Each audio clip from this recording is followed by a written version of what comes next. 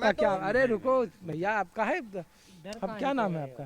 अशोक कुमार। तो हम यही पूछ रहे हैं, आप भी तो जाट है ना? हाँ जाट। हाँ, तो जाट हैं तो क्या है उसमें, जाटों का अपमान सम्मान किसको आप लोग देख रहे हैं? जगदीप धनखड़ का अपमान जाट का अपमान है कि सोनाक्षी मलिक जो कह रही है, और विनेश फोगाट की पहलवान संन्यास ले रहा है, गलत हो रहा है? जी वो भी तो जाट हैं, हरियाणा के जाट हैं, आप उत्तर प्रदेश के जाट हो। नहीं जाट तो हैं, लेकिन जाटों का अपमान किस वजह से बता रहे हैं ये बताओ पहले आप। मतलब अपमान जो बता रहे हैं आप, वे किस वजह से कह रहे हैं कि अपमान है, मतलब जाटों का कौन कौन किस किस मुद्दे के ऊपर अपमान होता है? जगदीप धनखड़ जो उनकी संसद में मिमिक्री बनाई गई कि वो कैसे, उनका स्टाइल कैसे रहता है, कहे कि जाटों का अपमान है ये। नहीं ऐसा कोई बात नहीं है, जाटों का अपमान नहीं है। अच्छा एक बात बताओ, 2024 में क्या होगा? 2024 में हाँ, होना कुछ नहीं है, बीजेपी आ रही है और क्या होगा। चलिए, आप भाई साहब यहीं से? हाँ, नूरपुर घर है आपका? हम लोग ये पूछ रहे हैं कि जाटों का सम्मान अपमान बहुत चल रहा है राजनीति में। अभी चौधरी चरण साहब की 51 फीट की मूर्ति लगाई गई है।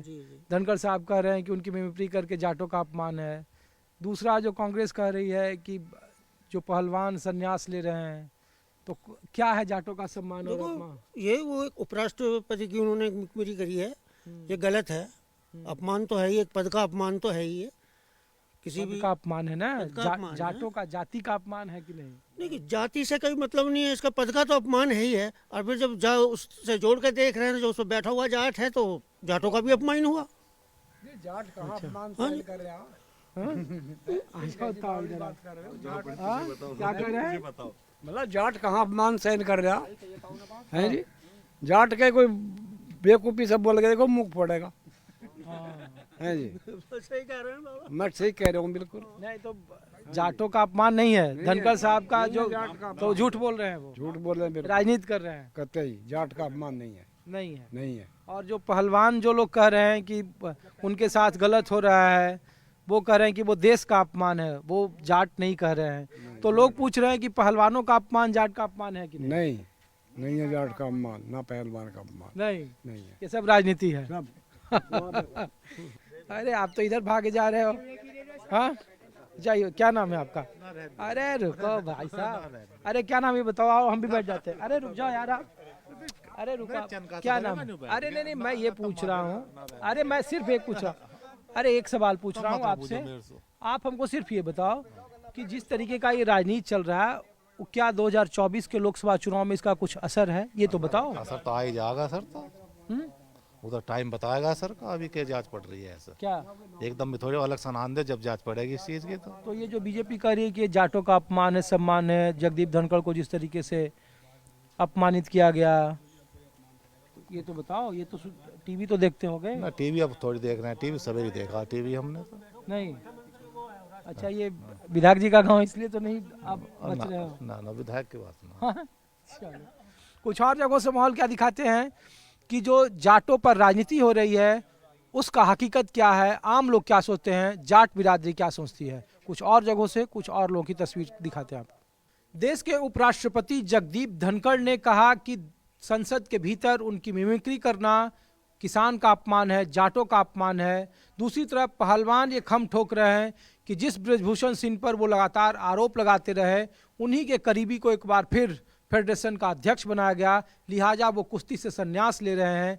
तो 2024 का चुनाव है, योगी आदित्यनाथ 51 फुट की मूर्ति का चौधरी चरण सिंह का अनावरण कर रहे हैं। 2024 का चुनाव से 3 महीने बाद शुरू होगा। तो माहौल क्या है, जानने के लिए न्यूज़ 24 चौधरी चरण सिंह के गांव नूरपुर में है कि जाटों का अपमान और सम्मान को लेकर जाट बिरादरी क्या सोचता है। तो चौधरी चरण सिंह के गांव से आपको माहौल क्या दिखा रहे हैं। और पहला सवाल आप ही से पूछ रहे हैं कि जिस तरीके से प्रधान जी लोग पूछ रहे हैं कि धनखड़ साहब अपमान है, पहलवान कह रहे हैं कि वो भी पहलवान है, जाट हैं, तो ये अपमान और सम्मान का क्या मामला है, इसका क्या रिश्ता है जाटों के लिए? जाटों के लिए देखो, हम बताएंगे। पहले से ही जाटों का पश्चिमी उत्तर प्रदेश या हरियाणा, राजस्थान, पंजाब, इनमें जाटों की आबादी ज़्यादा मात्रा में है और कहीं तो कम है। लेकिन ये जो पॉलिटिकल बात है, इसे बेकार का मुद्दा बना रहे हैं धनखड़ का, ये हम लोग पसंद नहीं करते। समझ गए जी। क्यों नहीं करते? वो इसलिए नहीं करते कि जब जाटों का अपमान इस पार्टी ने कहाँ नहीं किया।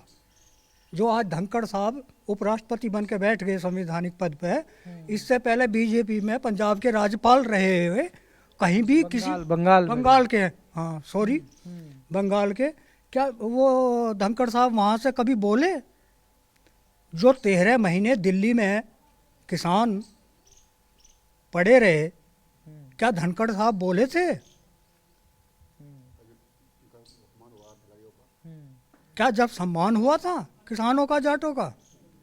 अभी जो हरियाणा की जो लड़कियां खिलाड़ी थी जो गोल्ड मेडल लाई भारत के लिए, अभी पीछे वो आरोप लगा रही थी, उनके लिए क्या बीजेपी या धनखड़ साहब या कोई भी बीजेपी का या जो इस समय सत्ता में है, किसी ने भी पूछा कि क्या अपमान हुआ रहा आपका? और आज फिर चुनाव करा के माला ब्रजभूषण के गले में ही डल रही है, उसके चेले को वो पद देने के बाद में। तो ये जाटों का अपमान सम्मान क्या होता है? एक जातीय बिरादरी को जिसका नायक बनने की कोशिश हो, उसको लेकर के ये इस तरीके का क्यों? 2024 का चुनाव है इस वजह से? 24 ये चुनाव भी भाजपा को सत्ता मुंह लग गई, इसको सत्ता चाहिए हर वक्त, डिक्टेटरशिप चाहिए इसको, समझे जी। इसे जाट बिरादरी बावली नजर आ रही है, पागल से साले लड़ा के हैं ये, हर बात में लड़ेंगे, जैसे बहकाओगे लड़ेंगे। ये अब लड़ेंगे नहीं। इन जाटों ने तो जो अभी हरियाणा में दंगा हुआ था ना मुस्लिम का, बजरंग दल का, तभी हरियाणा के जाटों ने साफ कह दिया था कि जाट हिंदू नहीं है, हिंदू तो बजरंग दल, संघ, बीजेपी ये है हिंदू, तो जाट हिंदू कहाँ है?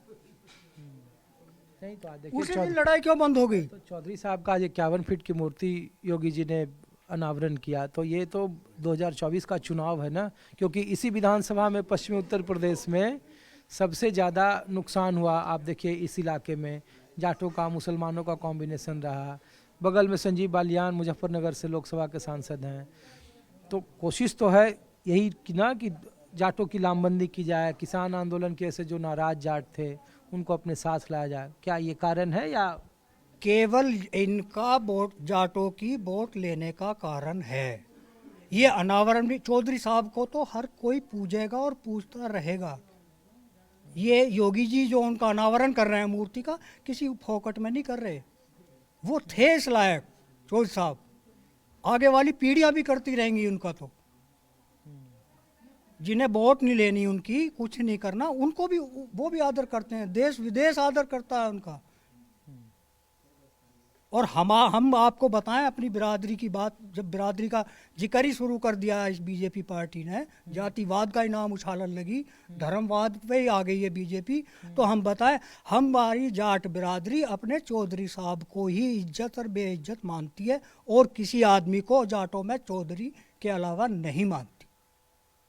जगदीप धनखड़ कितने धनखड़, कितने मलिक, कितने कोई भी, कितने नेता बन जाओ, लेकिन चौधरी साहब का जब तक वंशज रहेगा तब तक जाटों का नेता चौधरी का ही परिवार रहेगा, उसको ही माना जाएगा। अरे तो उनके ही परिवार को तो आप लोगों ने लोकसभा चुनाव हरा दिया था। वो हरा ना, वो तो देखो अपना कोई बालक गलती करेगा उसे पिटाई भी करी जाएगी, स्कूल से भी रोका जाएगा, सारे काम करे जाएंगे, लेकिन ये थोड़ी ना उसको हम बेदखल करके अपने नाम से खारिज कर देंगे। क्यों भैया? ये तो नहीं कर सकते कि हमारा बेटा नहीं रहेगा। ठीक है, क्या भाई साहब आपको क्या लगा? बेदखल नहीं कर सकते नहीं कर, जब तक उनका वंश चलता रहेगा। चलिए, आपको क्या लगता है भाई साहब, जो इस तरीके का जाटों का सम्मान अपमान पर आपकी क्या राय है? जो है गलत कर जाए, ये गलत ही है। मतलब एक तो ये मतलब जैसा खिलाड़ी को सम्मान नहीं दे रहे, फिर उन्हीं का सब जो पहला है उसी का उसके फिर वो बना रहे हैं उसका अध्यक्ष।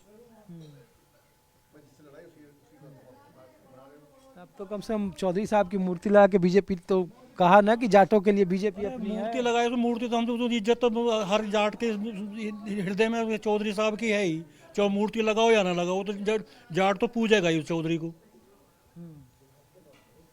इनकी मूर्ति लगाने से कितनी मूर्ति खड़ी कर लो ये। क्या भैया